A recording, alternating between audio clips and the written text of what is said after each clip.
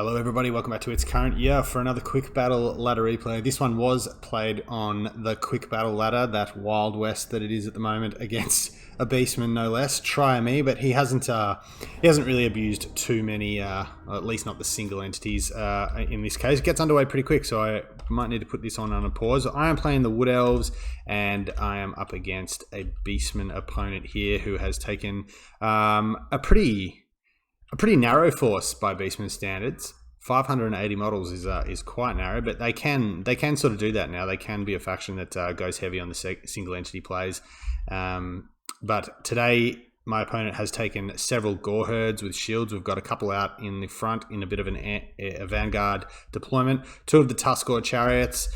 Pretty broken at the moment, capable of killing cav and single entities like absolutely no one's business. We've got a Bray Shaman of Wild coming in with, it looks like, Traderkin and the Cygor summon, as well as the Jagged Dagger for some Winds of Magic regen. There's a unit of Ungor Spearmen in the back here. We've got the Jabberslythe ROR, and I'm interested to see how this goes when I played up against it today. I think if you're going to go the Jabberslythe route, that probably the regular one is better, because you don't really need Sundered Armor a lot of the time in this matchup. I think probably the regular one is just fine, but obviously a little bit better stats. Has a bit of missile resistance as well through Scaly Skin. We've also got a Cygor, good old Cygor, out in the back here.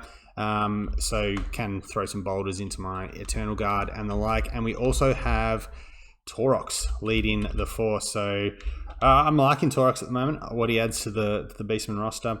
He's taken Brass Body, Blood Beast, and the Slaughterous Call, so he does have some extra stats when he is in combat and does buff up nearby troops. So a bit of a force multiplier there. And out on the flanks, we have two units of just regular Centaurs. Really good in this matchup, really fast. One of the premier light cav in the game.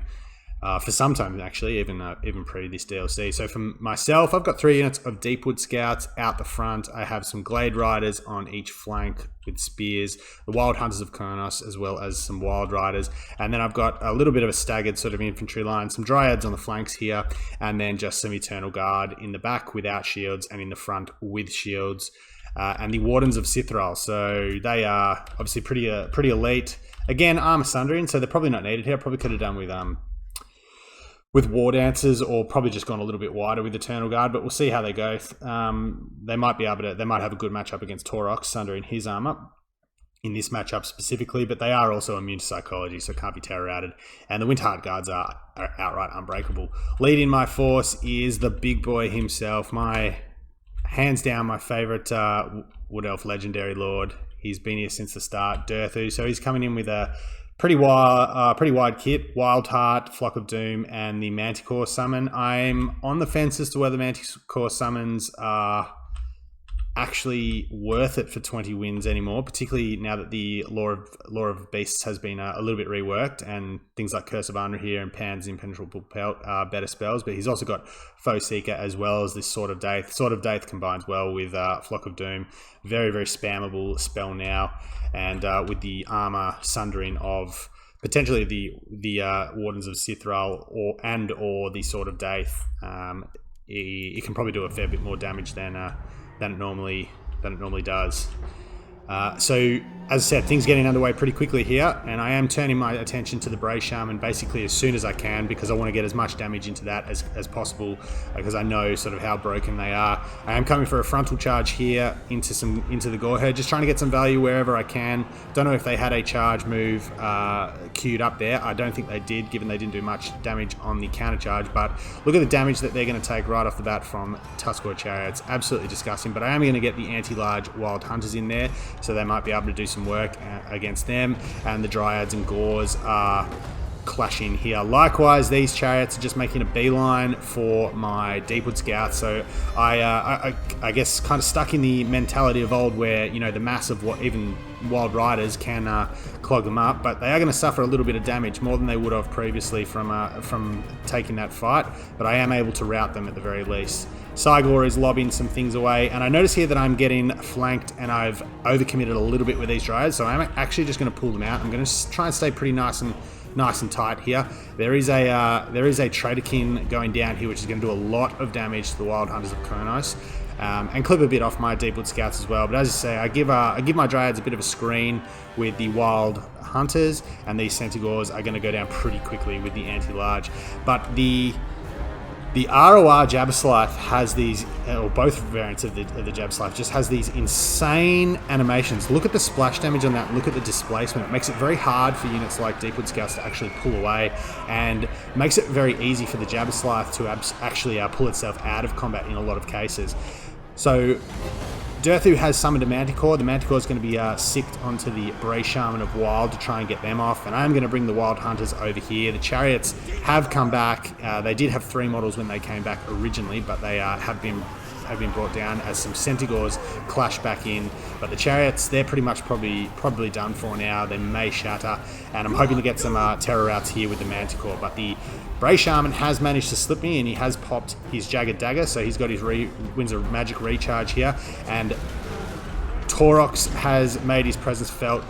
We'll probably have a pretty good matchup against Durthu, because the flaming attacks obviously are pretty relevant here, with Durthu being weak to fire, given he is a big tree. Makes sense. But the Broodmother is kind of just been really annoying. It's really done a lot of work disrupting my Deepwood Scouts, and now a summoned Cygor is coming down over here, and I'm trying to get the last of this Feral Manticore down to try and get the Bray Shaman off. Likewise, the Wild Hunters, and I have got some Wild Riders on this side coming back in. But these Chariots, again, only one of them left, and they've done a bit of a number on me, even though they got not a great engagement early on. 57 kills, but I'm trying to just get as many pickups as I can here with my Glade Riders on the periphery, as the Wild Riders do try and pin the Broodmother and try and get as much of their anti-large before they do go down. Now this is obviously not great for me. Cygor is occupying Durthu, and given it's a summon, it's not really where I want Durthu fighting, and the Broodmother is been really tough to deal with. Obviously doesn't have, 60's reasonable amount of armor, as my targeting now is swapped to Taurox, but the brass body goes down for my opponent. Really great timing here, and he's going to get in and once again run a bit of muck on my skirmishers. Just dotted infantry fights, and unfortunately this Cygor here has just been able to throw boulders with impunity basically this whole game. As we take a bit of a look at the battlefield, the Broodmother's leadership is very good, actually. It's sub 1,000 hit points and taking fire. Durthu's nearby, and it's going to hold on right to the last here, as these Ungors are probably just going to be able to grind out through numbers my Eternal Guard here. Likewise these Gore herds, but they're at least occupying the infantry and allowing my Deepwood Scouts to just try and get whatever value they can possibly get. But the Centaurs, the tattered Centaurs, have come back into the fray, and unfortunately, given the Chariot engagements early in the match, my cavalry is really beaten up. Durthu's got a bit of life left in him, 3k hit points, and the Broodmother is starting to falter, very low indeed, 159.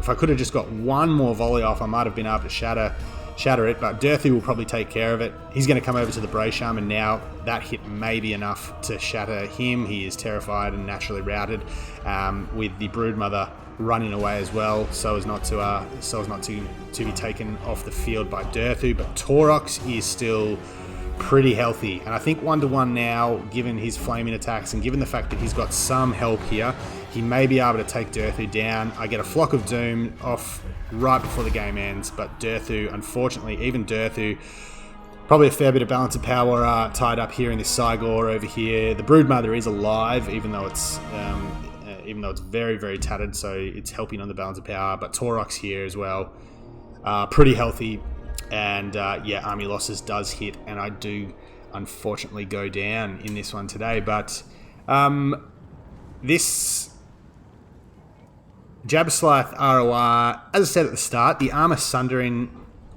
probably isn't super relevant against Wood Elves. I think a regular Jabberslath might be fine, but I guess the having an ROR stats and given how long it stayed in the game with how much damage it had taken, the extra leadership you've paid for here through an ROR might have been worth it. Still got 2,000 damage value, and as I said, its animations are pretty pretty horrendous for pretty horrendous for whatever it's fighting. They're very good animations. They displace a lot of models. They help it get out. It has obviously that bound in sort of jump attack where it body slams, so it can get itself out of trouble really well. So my Deepwood Scouts have got decent value, but they've been pressured right off the bat by the Chariots that have pulled through. Yeah, so both units of Chariots have got, well, this one's done okay, given they only cost about 700 or so, and this one's definitely got its value back. I think this one put a fair bit of damage into my cavalry over on the right flank. And then the Centaurs between them have done reasonably well. The Cygor the fact that is so healthy, as I mentioned, probably has impacted the balance of power towards the end. The Durthu struggled a bit.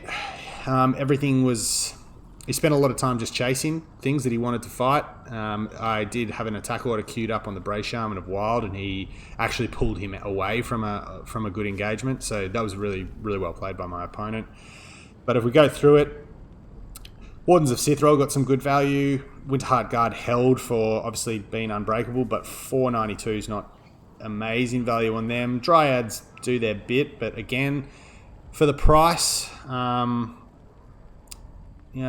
Goreherds probably didn't do as well. I had one massively overcommitted, and then I had another one that I think got teamed up by Dahorox. But decent value, again, decent value on my Glade Guard, and I'd say overall a net win with the Deepwood Scouts.